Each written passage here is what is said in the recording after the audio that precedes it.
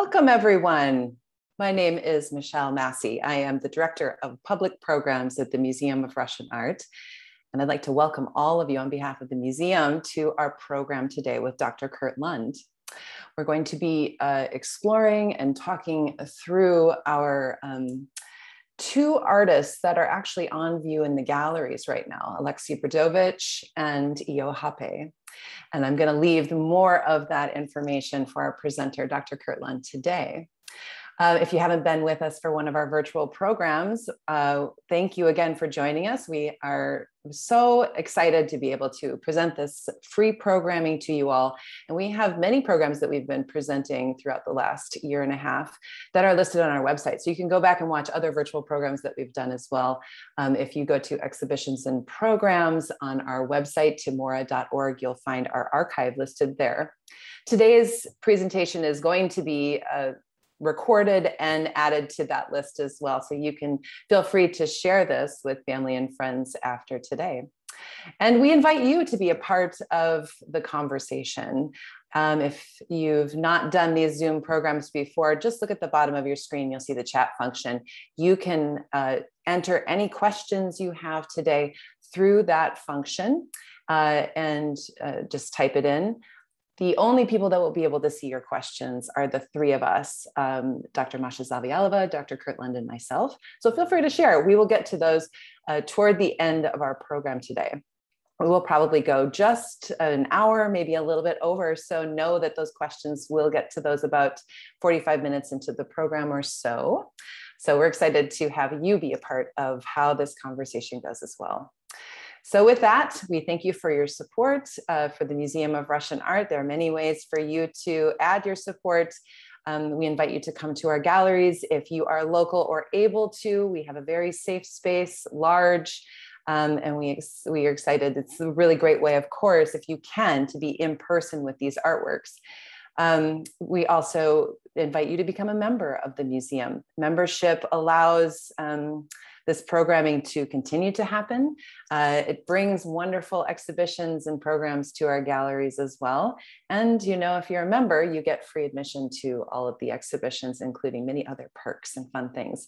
You can find more information on our website. I'll be posting about that. And one more thing, in addition to the exhibitions and programs, we have an amazing gift shop at the museum. You can shop online or you can come to the museum. We're open 7 days a week. I'll be posting that as well. So with that, that's all the museum business that I have. So let's get this program started. I'm going to start by introducing my colleague. We have been doing these virtual programs and of course, a ton of other work together over the last years. So Dr. Masha Zavialova is the Chief Curator and Head of Exhibitions and Collections at the Museum of Russian Art.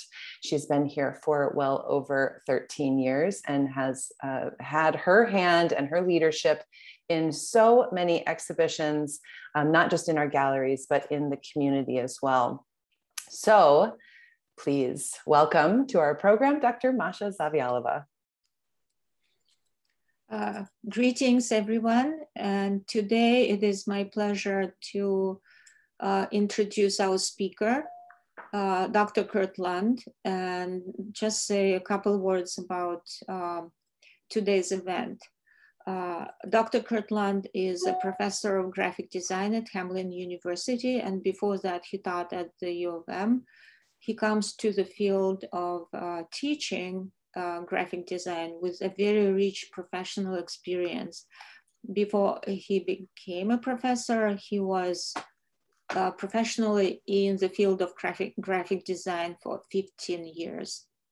And he's also a collector, and he's quite a narrow focus on collecting, as far as I know, is a work by Alexey Brodovitch.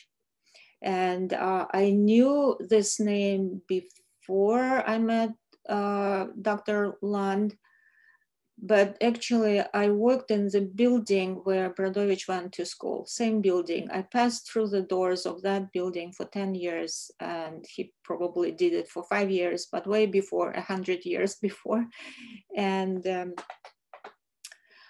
so our exhibition is also paired with another exhibition on the mezzanine level from the collection of Emile Hoppé, a celebrated and very popular fashion and portrait photographer in London in the first half of the 20th century. And my first question to Curt, before just to get us started, before I give him the floor, is how and why he got interested in that name that is very well known, extremely important, but in the field of graphic design and known mostly to professionals. So could you say a few words on this? Absolutely. Good morning, Masha and Michelle. Good morning, everybody. I'm very pleased to be here. Why Brodovitch? It's a very good question. Yeah, as Masha indicated, my background is in graphic design in professional practice. I also have connections to the museum world. I have always been interested in art and design history. And what's interesting about studying graphic design history is that it's the stuff that museums tend not to collect. Magazines, advertisements, posters may be the one thing that museums do collect to a large scale. But a lot of ephemera that wasn't produced to be saved. It was produced to, be up and then be thrown away or recycled these days, hopefully. So collecting graphic design ephemera has just been an interest of mine generally. Alexey Brodovitch became a focus as I started grad school and started to really begin to study graphic design history and became a figure that I was just particularly interested in. A grad school colleague of mine, Ron Ott, and I co-curated a show focusing on his work for Harper's Bazaar for the Goldstein Museum of Design, which is part of the University of Minnesota. And it was really difficult to find objects of his for the exhibition to loan from other museums for that reason. So it just became easier to start collecting it, to start buying it up where I could find it at antiquarian bookstores or auction houses, different eBay, different sources all over the world. And that really became, the beginning of what the collection is today.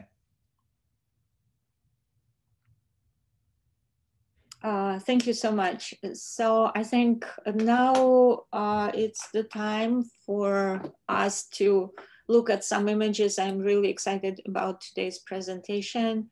Ballet photography is a narrow field, but quite how do you photograph something, the art that is so full of movement? It's not a static art. And I'm sure that photographers have found different approaches, and Alexey Brodovitch actually pioneered an approach to how to capture the beautiful movement of the art of ballet dancing. And with this, I would like to give the floor to Professor Lund. Excellent, thank you. I'll share my screen. I couldn't ask for a better introduction. All of those things I completely agree with.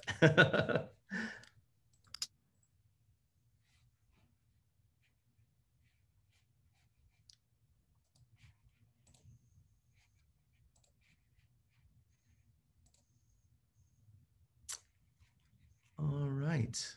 Well, once again, good morning, everybody, and thank you for participating in this program. It's been a great honor to work with the museum and with Masha and Michelle and Michael and the rest of the museum team in sharing Brodovitch's work with you. I wanted to be sure to include a thank you to the whole team this morning, the whole museum staff who worked so hard to put the exhibition together. It's really been a wonderful experience. We come together today to celebrate the wonderful confluence of exhibitions featuring the work of Alexey Brodovitch and E.O. Hoppé. Now, I must be completely transparent up front. Prior to this exhibition, I had never heard of Hoppé. And I imagine many visitors to the museum have, in fact, never heard of either man. Though both were highly regarded in their day, neither achieved the lasting legacy in the canon of art history like many of their contemporaries, photographers such as Alfred Stieglitz, Edward Steichen, Charles Sheeler. At a 2015 exhibition of Hoppé's work at the Mast Foundation in Bologna, Italy, photo historian Graham Howe admitted that he himself had not been familiar with the man or his work until decades into his career. And Hao is now the keeper of the Hoppé archive. So I feel a real affinity to his collecting practices and also his passion and his mission to expand awareness of Hoppé's work and career through exhibitions such as this one. It was that passion that I was so pleased to share with the museum with Brodovitch's work. Brodovitch similarly is a name familiar to few, despite being extraordinarily influential in the history of graphic design and photography. He was not primarily a photographer, but he had a huge impact on the generation of photographers that followed. He mentored and effectively launched the photo careers of people like Richard Avedon, Irving Penn, Ben Rose, Lillian Bassman, and numerous others. What connects Hoppé and Brodovitch is not only the medium of photography, but their connection to ballet, and specifically to Diaghilev and the Ballets Russes. As one learns from visiting the exhibition, Hoppé was, by 1911, a highly sought after portrait photographer in London who himself sought out Diaghilev, whose ballet company was making its debut in London at that time, and negotiated an agreement with the company, positioning himself as the exclusive photographer of their London tours. That relationship lasted over a decade and generated some of the company's most celebrated images of that era, especially those of their premier celebrity dancer, Václav Nijinsky. In the early 1920s, during Hoppé's last years working with the company in London, Brodovitch was just beginning to work with the company in Paris, not as a photographer, but as a set painter. Brodovitch and his family were there, part of the huge community of exiles, numbering in the hundreds of thousands who had settled in France.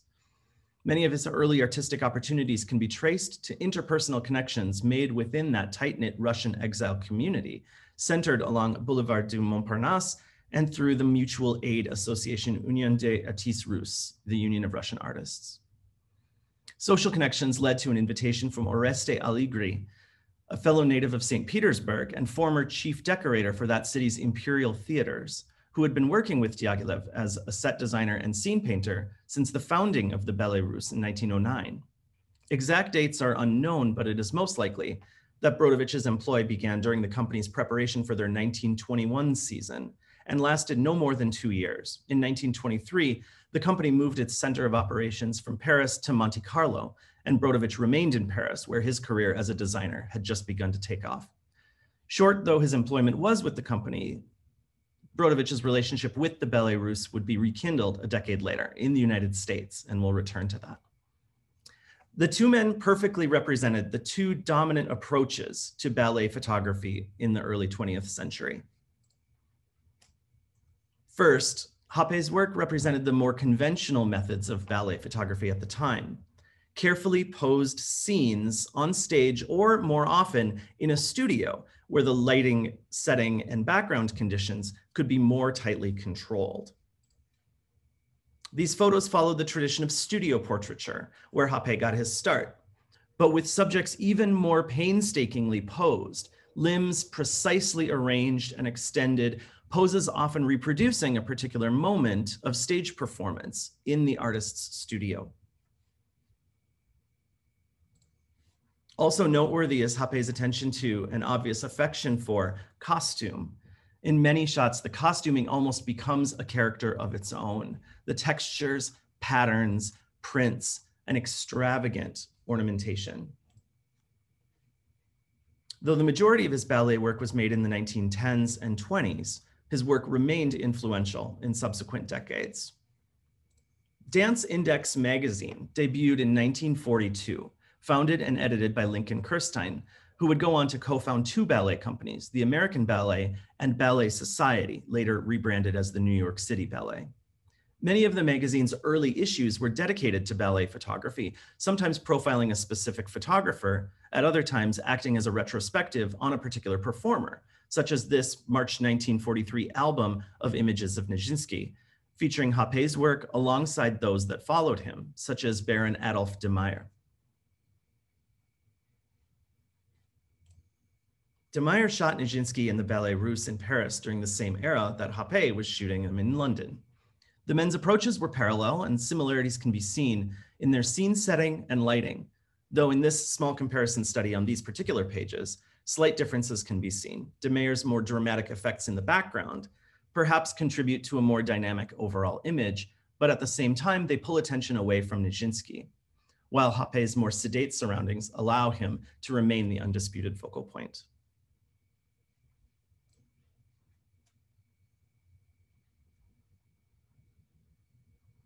Some additional images by de Meer of Nijinsky over the years.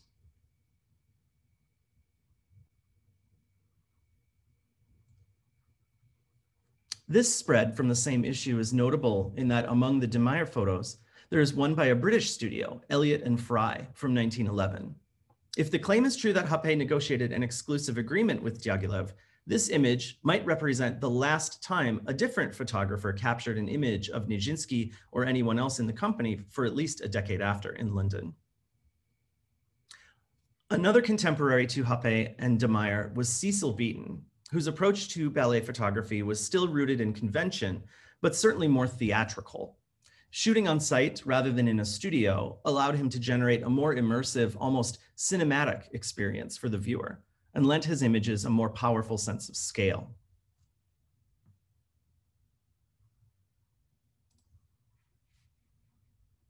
In later decades, Beaton began to depart with some of the conventional approaches and explored more creative uses of light and shadow, and also vantage point. The cover of this August 1946 issue of Dance Index features an image not shot from the front, but from the wings of the stage, capturing not just the principal dancer, but also a stagehand behind the scenes, gathering the curtain for her exit. Walker Evans is perhaps best known for his mid-1930s social realist documentary photography of rural Americans in the midst of the Great Depression. Profiled in the February 1946 issue of Dance Index, Evans brought his social realist lens to the American ballet, capturing pre-show rituals in the natural, unfinished, often cluttered setting of a theater's backstage area. Many of the images come across almost more like snapshots, until the end of the issue, where we find a more carefully posed and composed portrait, signature to Evans's earlier bodies of work. Perhaps the most prolific ballet photographer in the generation after Hoppé was George Platt Lynes. In an article in the December 1944 issue of Dance Index, Platt Lynes described his process in a manner that certainly echoes Hoppé's own philosophy as well. He said, "I love dancing, and my idea has been to make prints which will perpetuate what I have seen as an adjunct to my own memory, and for those who have not seen it, a sort of substitute and consolation." Though there are many beautiful examples of conventional and straightforward capturing of the dance, others of Platt Lynes' images retain a bit more of the feeling of portrait photography, more of a focus on the gaze and the expression of the performer, rather than giving over entirely to the gesture or pose.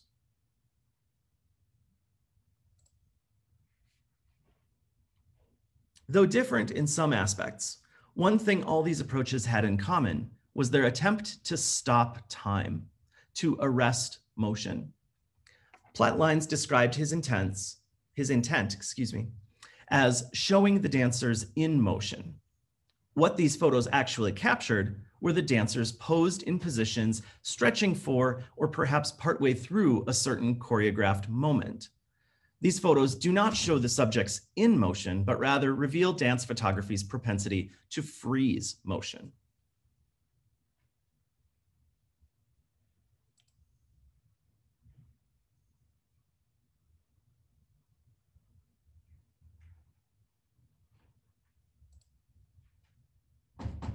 On this slide, I just have to interject this Tamara Tumanova portrait is one of the most beautiful portraits I think I've ever seen. It takes my breath away every time I see it. The image on the right, the portrait of Andrei Eglevsky, is an interesting example of Platt Lynes' work in that if you look closely at it, you can see that there's a mesh-like or fabric-like texture superimposed over a portion of the photo. And this hints at a technique that we'll talk about a little bit later in Brodovitch's work, the idea of shooting a negative through another material. That might be cellophane, gauze, or a mesh or fabric, to manipulate the photo, to add certain textures or certain plays of light and shadow. We'll see more examples of that as we go forward.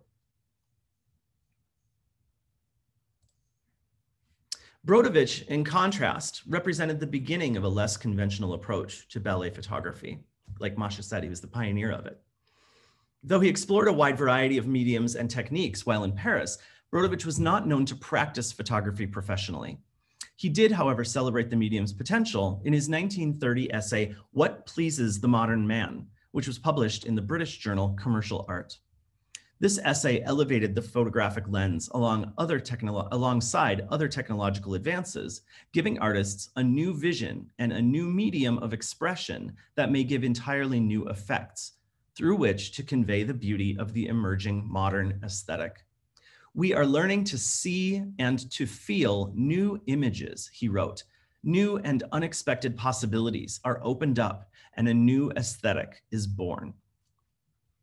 That same year, Brodovitch was recruited to a teaching position at the Pennsylvania Museum School of Industrial Art, or PMSIA, in Philadelphia. So he, his wife Nina, and son Nikita emigrated to the United States. Shortly thereafter, in 1934, he was hired as an art director of the fashion magazine Harper's Bazaar, a position he held for 24 years. It was shortly after moving to New York City to work for Bazaar that he was able to renew his connection to the Ballets Russes. Though no longer the same organization for which he worked in Paris, the company that had been Diaghilev's Ballets Russes underwent a number of transformations after its move to Monte Carlo in 1923 and Diaghilev's death in 1929. During the company's US tour in 1935, and for several years after, Brodovitch visited the company during rehearsals and took candid photographs of the scenes around him. Dancers preparing their makeup, rehearsing, waiting restlessly in the wings. These images would turn out quite different than the editorial photography Brodovitch was used to working with at Harper's Bazaar, or what came before in ballet photography, typically shot in highly controlled studio environments. According to an interview with Bruce Downs for the magazine Popular Photography, Brodovitch considered his earliest attempts at capturing the ballet a discouraging failure. The images contained blurry figures, extremes in lighting and contrasts, and visible film grain textures from over-enlarging small details, all characteristics that would conventionally be seen as technical mistakes. Brodovitch exhibited images from his first body of motion stills, as he billed them, in Philadelphia twice in 1935, once at the Crillon Galleries, where he had previously staged an exhibition of his paintings in 1933, and once at PMSIA. Downs noted that publishers showed no interest at that time, but ballet people were excited about the work, as were some photographers Brodovitch had come to know through his work at Bazaar. Despite his initial frustrations, Brodovitch continued with the project. Instead of trying to find a way to make his images more conventional, he embraced what he had previously considered errors and pushed further into the realm of experimentation. Subsequent shoots utilized an even wider variety of unusual techniques, both in setting up his shots and in manipulating and printing the negatives to capture the experience of ballet in a new way. He played with long shutter speeds, resulting in blurry images of motion, shooting from peculiar angles and perspectives, and relying entirely on available light, resulting at times in very hazy, low contrast images, and at other times shooting directly into stage lights for flares of blinding contrast. He would go on to physically and chemically alter the negatives and the resulting images in the darkroom to further amplify some of these effects. The images would be published years later in Brodovitch's only book, simply titled Ballet. 2 copies of the book, which was published in a limited edition of 500 in 1945, are featured in the exhibition. In a 1988 review surveying the history of ballet photography, dance critic Mindy Aloff weighed these 2 contrasting approaches to capturing the dance. Though she credited the conventional approach used by Hoppé and his successors, such as flat lines, with greater opportunity for, quote, technical refinement, she celebrated the unconventional method pioneered by Brodovitch for its access to a, quote, spontaneous radiance, a mesmerizing geometry, muscular intelligence, and ballooning dreamlike relationships unique to theatrical dancing, which were difficult or impossible to simulate in a studio setting. Downes described the work similarly, suggesting that Brodovitch used photography less like a camera and more like a paintbrush, seeing the dancer's image brush over his film, suggesting a more painterly rather than photographic result. Oops, sorry. With faster film speeds and technological advances, such as the stroboscopic flash, Downes suggests modern photography makes a fetish of its power to outdo the human eye in its attempts to outstrip choreographic motion. Dance critic Edward Denby, who wrote the introductory essay to Brodovitch's book Ballet, observes that such staged photographs seemed to him unnatural, dispirited, quote, preposterously affected. The more sharply you see it frozen, the more isolated the gesture looks and the more unlike dancing, end quote. Conversely, he stated that from ballet, he felt, quote, more than from any action sequence I know, the sense of a whole ballet company dancing, the ephemeral, oh, excuse me.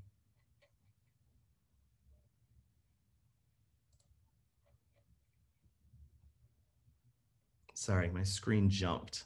1 second, let me get back to that quote. It's wonderful.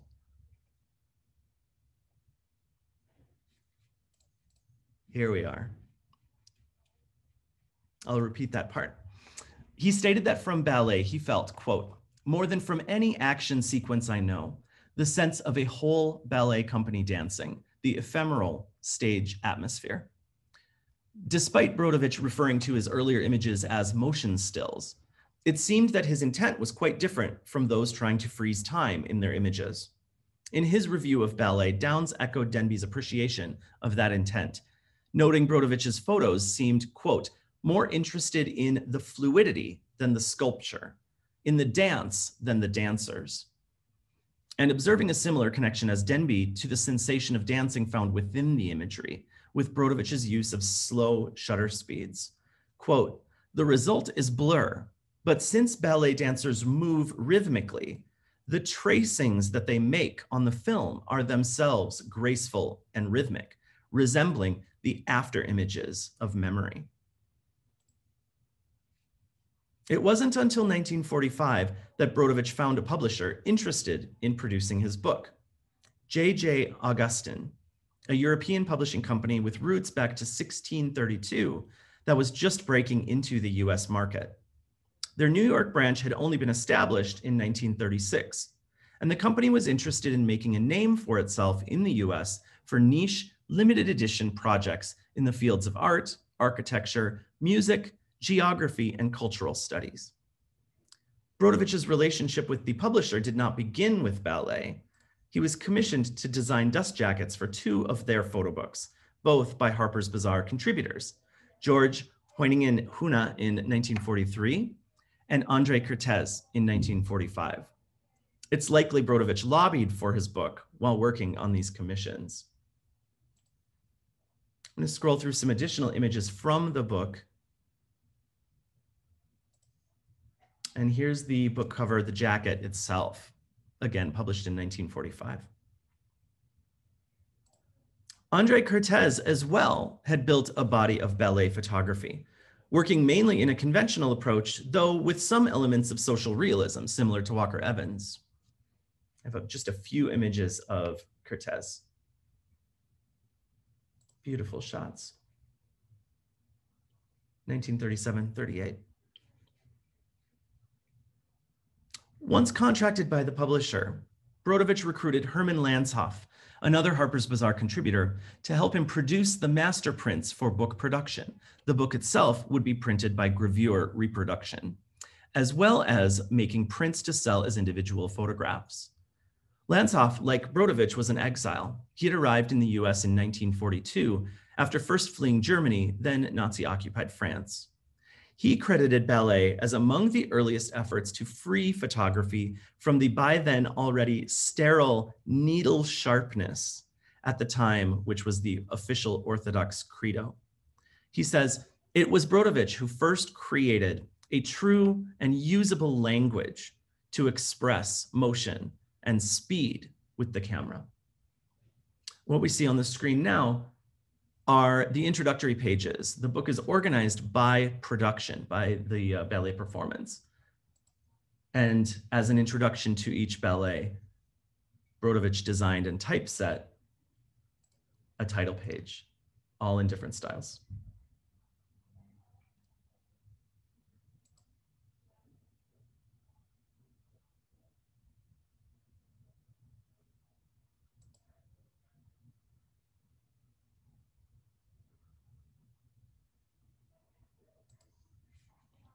Choosing a horizontal or landscape format, though unconventional for commercial books, was a natural fit for Brodovitch's cinematic imagery.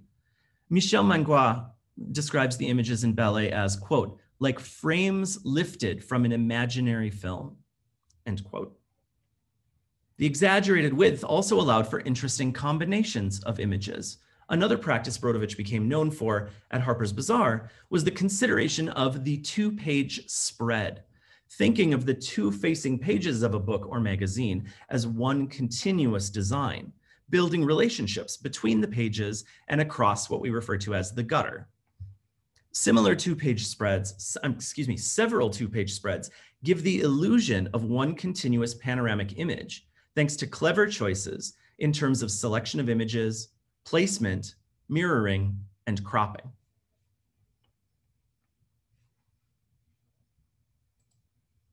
When the book was first released in November of 1945, it was not universally well received among photographers. Phillips describes, quote, a chorus of outrage rising from photographic purists, end quote. One critic reportedly pointed to ballet as proof, quote, you could make an exciting book out of terrible pictures, end quote. Irving Penn suggests the book, quote, spat in the face of technique, end quote. Perhaps it was natural then that some who formed their identity around expertise and mastery of technique would react negatively to these images. But as reflected in Brodovitch's teaching and writings, technique was always secondary to him after the quality and novelty of the concept or idea. Others, however, recognized what it meant for the future of photographic practice. Photographer Fritz Henley credited Brodovitch for, quote, getting photography out of a straitjacket that it had been in for many years, end quote. Curator Edward Steichen selected 3 of Brodovitch's photos, one each from the productions of Coriartium, Lénon, and Les Tricornes, for his 1951 exhibition Abstraction in Photography at the Museum of Modern Art. One was published in a special feature on the exhibition in Photo Arts magazine. Brodovitch's images were featured widely. One photo in particular, actually 2 different photos fused together across the book's gutter to form one continuous image. This image was repeatedly selected as an illustration in media coverage of the book and in profiles on Brodovitch. The work from Coriartium was prominently featured and the only photo reproduced as a full-page image in Downes' extensive review in Popular Photography, published just after Ballet's publication. It also appeared in a 1945 article in the magazine Tricolor by H. Felix Krauss, who was arguing the case for photography as an art, quote, not only an art, but the art of our time, end quote. In defiance of critics who viewed photography as solely the function of a mechanical eye.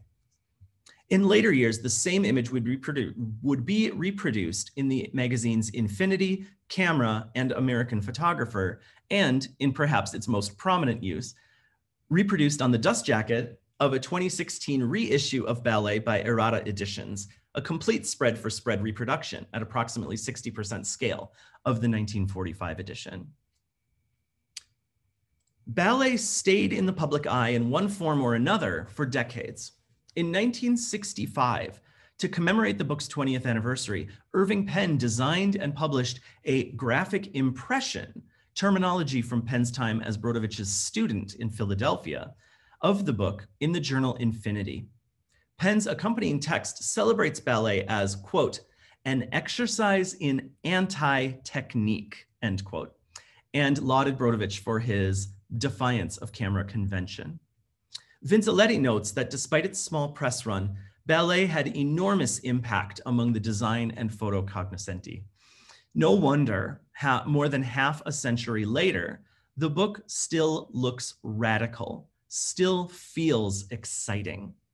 And today, ballet is included among many significant anthologies of photo books, not just in the US, but worldwide. Photographers and photo historians Martin Parr and Jerry Badger credit ballet as, quote, one of the most successful attempts at suggesting motion in photography, and certainly one of the most cinematic and dynamic books ever published. Thank you. Thank you, Curt. There we go. I'm gonna bring Masha back on too. I too I searched far and wide to find the book, and I have it because if when you come to the museum, and the Brodovitch exhibition is only on view through this Sunday, October 24th. So you have a little bit of time to come see that exhibition. I was so drawn to, we can only show a little snippet of it because it is one book, right, in a vitrine. So this is such a wonderful opportunity to delve into the content. And of course you can find this content online, but it's wonderful to look at in this book, which like I said, it's hard to find, but I was so fascinated to hear that his book was panned by a number of people. It generated intense emotion. Well, it is pretty groundbreaking as far as capturing motion. And I think it's the museum, featuring these two exhibitions at the same time, this is such a great opportunity to have you be able to speak on this, right? So you saw that photography and you're like, this is worth a conversation. There was a question that I was going to ask you. So hearing you talk about the groundbreaking methodology of Brodovitch in the ballet book, just as an observer, I don't pretend to be an expert. This seems to echo in all of Brodovitch's work. Don't you think? Like, can you speak? Because when you come to the museum to see the exhibition, there's much more than just the book on view. Could you touch on how this maybe echoes his work in design and with Harper's and some of the other work that we have on view? Absolutely, that's a great entree to the rest of his work, and also just his philosophy. He is famous. He as a teacher and later as a mentor, as an art director. He continued to teach in New York as well. He was notoriously furious at ideas that he had seen before. If you brought him ideas that copied or drew too heavy of an inspiration from something that he had ever seen, novelty, the new, pursuing just this hunger for the new was an incredible driving force in his work. It's also, interestingly, one of the reasons why you can't really point to something and talk about Brodovitch's style. He doesn't have a style. If you walk through the exhibition or through other parts of his work, especially his work at Bazaar, it never stayed the same long enough to develop as a style. He was constantly pursuing new ideas, new ways of doing things, certainly drawing inspiration from outside, from other people's work, but never copying it, never trying to be part of a movement or part of something that was established. Just this insane hunger for the new. One of his mentees or proteges, the photographer Hero, has a quote. I'm going to paraphrase it because I'm sure I don't remember it exactly, but Hero, after Brodovitch's death, wrote a tribute and said something to the effect of, he taught me, if you look through the shutter of a camera, if you've ever seen that picture before, don't press the button. It was a philosophy that he lived, and he certainly transmitted to his students. Incredible. Masha, I'd like to invite you to the conversation too. You know, now that we've delved into this discussion of ballet photography, which is a little bit, you know, we've got the Brodovitch and we've got the E.O. Hoppé above on the mezzanine. Did anything come up for you that was surprising to hear from Dr. Lund? Well, I was generally thinking about all the innovations that Brodovitch introduced into the field of graphic design or fashion design, which is now when we look through magazines and online advertisements, we probably don't realize what his contribution is, because it has become like so shared and common, and we are used to seeing these angles, unusual angles, and fonts and movement across the page of a magazine. But looking at some of the designs before Brodovitch and only going back into history, one can realize what it was that he introduced into the field. And he was quite a phenomenon, and sometimes it's mind-boggling where he got all of this. And we called our exhibition the Alexey Brodovitch Designer of the Avant-Garde, even though I read somewhere that he did not consider himself, probably with his aversion to, you know, belonging to a certain movement, he did not, never said explicitly that he was part of avant-garde or constructivism or suprematism or all of those other movements. Yeah, he resisted labels passionately. Yeah. I've always wondered. I certainly have no proof of this, but I've always kind of imagined that part of that hunger, part of that pursuit of so many different things at the time was as a result of him spending those formative years in Paris in the 1920s. After arriving in 1920, he was in the midst of such an amazing combination of so many different expressions and so many different technologies, new technologies that were just coming to popular use in art making, and so many different movements and just different approaches, different philosophies of art happening in those first couple of decades of the 20th century, and especially in a place like Paris. This not just this amazing social scene, but this place where people would go to blend the expressions and the methods that they knew before from wherever they came from, all over the world, with each other and with these new ideas of cubism and surrealism and so many of the really exciting and visually dynamic art movements of that time. Just being there and just absorbing that and being next to it and being in the midst of it eventually had to be just so incredibly motivating and so inspiring.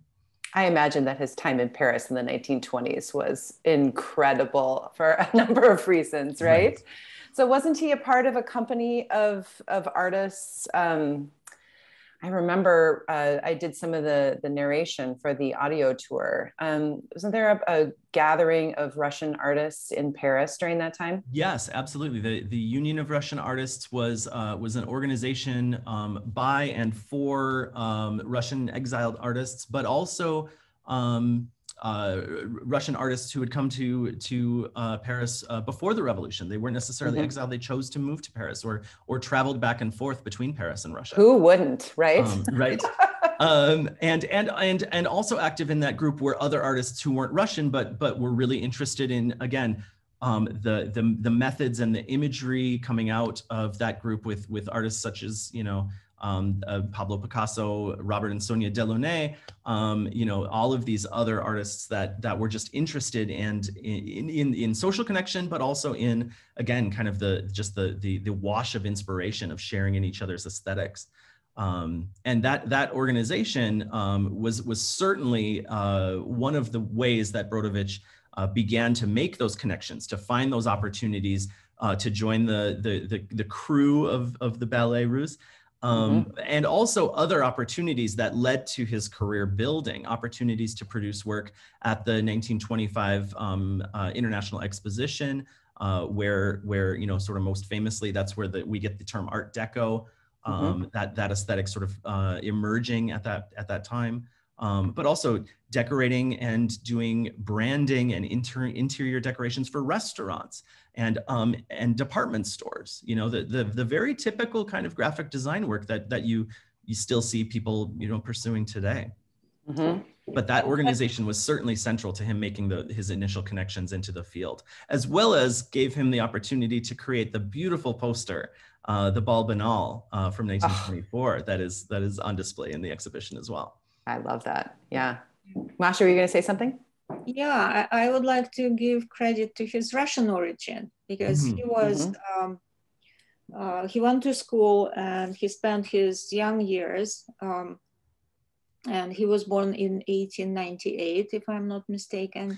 It's St. Petersburg. Different sources suggest different, but yeah. Yeah, and St. Petersburg before the First World War, and throughout the early 20th century, before the revolution, was a hub for various art movements, and some of the famous names we know in the modernist art were lived or stayed in St. Petersburg. And he went to the Tenyshev school, the school where Nabokov went to, our Russian Nobel Prize winner in literature, Mandelstam, and some other people. So even the school, I think, was also, it's the formative years for a young person.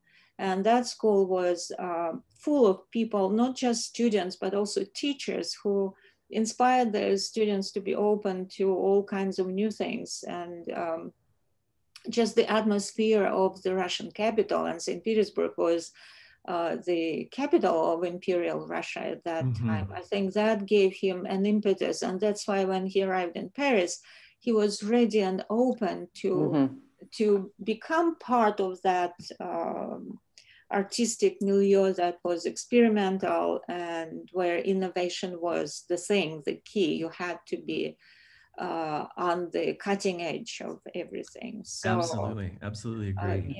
St. Petersburg being such a metropolitan center at that time, at the turn of the 20th century. And again, the advance of new technologies, the advance of new popular models of entertainment, not just ballet, certainly ballet, but many other types of visual and stage performance, and so much to take in at that time. Excellent. I'd love to know, now we've delved into Brodovitch quite a bit, because obviously that's, you're the collector. This is your collection on view right now. But I want to know more about what your impressions were of the E.O. Hoppé when you came to see that. That's as I admitted, this was a brand new name to me and a brand new body of work. Though I think some of the work itself is definitely recognizable, right? We may have seen, especially that image of Nijinsky as the rose. That is just a reference that many of us may have seen, but maybe not known or pursued the name of the photographer who created that image. But it's beautiful work. I was especially taken, so thinking again of those two sort of contrasting approaches, the thing that I admire most in Hoppé's approach is just the attention of like what amazing things these dancers can do with their bodies. The exaggeration of the poses, just the peculiarities of you know, the arrangement of the composition, the extravagance of just the fabrics and the costumes. It's really, they're marvels. They're just, there's as much to see in any one of those images as there is in a monumental painting. The lighting is exquisite in his work. Oh my goodness. Yeah. Did you see the video it was a real delight. Did you see the video in the Hoppé exhibition as well? So Masha was actually able to add video, so there's movement in the Hoppé as well. Masha, what was your impression of, you know, between these two, you know, with this, you know, this comparison of ballet photography? I mean, we were really excited to have the E.O. Hoppé. We knew that body of work was coming in, and then to look now into Brodovitch. What are your thoughts on some of the artistic differences? Well, it's a great juxtaposition. You see, because they are at the two extremes, right? The Hoppé photographs are very static, staged, and they are in the studio. I don't think we have any single photo that's done on the stage during the performance. They're all staged, which means he would say, and you know, with this photography in 1920s, he would probably tell his models to freeze, just stay in that pose for at least 10 seconds, which I'm sure it was not easy for these dancers that you were used to moving around. So it's the static, as Curt said, you know, the frozen quality of these poses. They're beautiful, and probably they never exist actually on stage, right? Because here you have to freeze in a certain position. You have to exaggerate it. On the stage, everything is floating and moving. You know, it's like a split second that you never actually take these poses consciously ever. Right. Absolutely. And that's what Brodovitch was wanted to do, right? To show and his task was very, very difficult, you know, how to capture movement and turn it into art, right? The essence of movement, art of photography. Because at that time, you know, there was the cinematography already was developing, and sometimes one can ask oneself a question: why would he even be trying to do it, trying so hard to do what is more proper to a different medium of the film?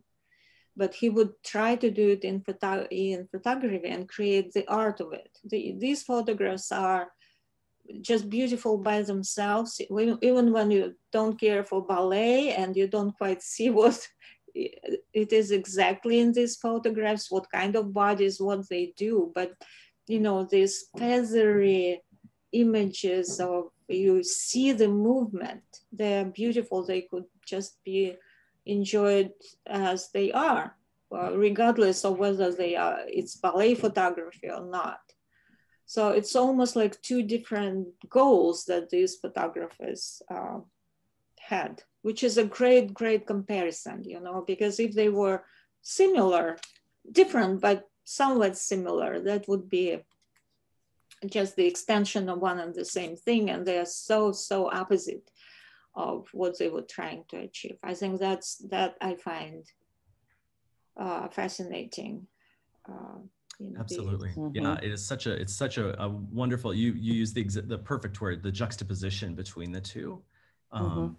The other thing that I found interesting, again, sort of thinking about the philosophies of the two different approaches, was that people have often referred to the more sort of conventional approach as almost like souvenirs, that this is almost designed for somebody who saw the performance, the production, and wanted to capture that moment to bring back their own memories of seeing it in motion, that it's not a substitute for seeing it in motion, but that it might embody some moment of memory of seeing the body in motion. And also that those images are all taken from head on, from, I think the term, I'm not a ballet expert by any means, but I think the term in ballet is facing out or face out, that it's always taken from the perspective of the audience. That is how we would have seen it on the stage. And again, that's very different from how many of Brodovich's shots are taken. They're taken from the wings, they're taken from above, they're taken from far away, they're taken extremely close. They're taking at the stage level, capturing just people's feet and legs, and all of these angles that we would never have been privy to as an audience member. We're not seeing it like we're in the audience. We're seeing it from a totally different, sort of unaffiliated connection to the performance. Fantastic. Thank you. This is such a great opportunity to have you, Curt, to be with us, not only to present in depth the work of Alexey Brodovitch, but to do this, to talk more about the juxtaposition of the two men that are currently on view at the museum. So thank you for being such a great contributor. And we are so grateful for your collection being on view. We have received, if any of you have seen this collection on view, like I said, it's going to be on view through this Sunday. We have received so many wonderful comments from all kinds of people coming through the galleries. This is different than some of the other work that we've presented. And we're always looking for dynamic exhibitions to represent such a, the work of Russia and its adjacent territories is expansive. So this graphic design element Brodovitch is a fascinating person. So with that, it's been well received. It's such a wonderful opportunity to share the work. I'm so grateful to the museum and to you all. Yes, we are grateful as well. Any final parting words from you, Masha, as we end our program? I just wanted to ask Curt if he has any intention to travel this show. We could probably partner, and we would be open to that. I heard some people from out of state who visited this exhibition also thought that it could be a good idea to share it with people out of state. I haven't pursued the idea yet, but I absolutely would love, especially the school that Brodovitch taught at in Philadelphia still exists. It's gone through many changes, but today it's the University of the Arts in the sort of central part of Philadelphia, and they have a gallery. I did a lot of the archival research for my work on Brodovitch in Philadelphia. So I think Philadelphia in one manner or another would be a wonderful place to sort of bring a lot of this work home to. I would love that opportunity. It's something that I'll definitely be considering in the future. That's fantastic. Make this work accessible. Lots of people want to see it. So with that, I think I extend my thanks to you, Masha, and you, Curt. Thank you for being with us today. And thank you to all of you who attended. This will be posted on our YouTube channel and on our website. So feel free to share. We love to share this kind of material, and I'm so glad that we can record this and keep this forever in our archives. So with that, thank you very much. And please come visit the galleries if you get a chance. And we hope to see you all soon. Have a great day, everyone.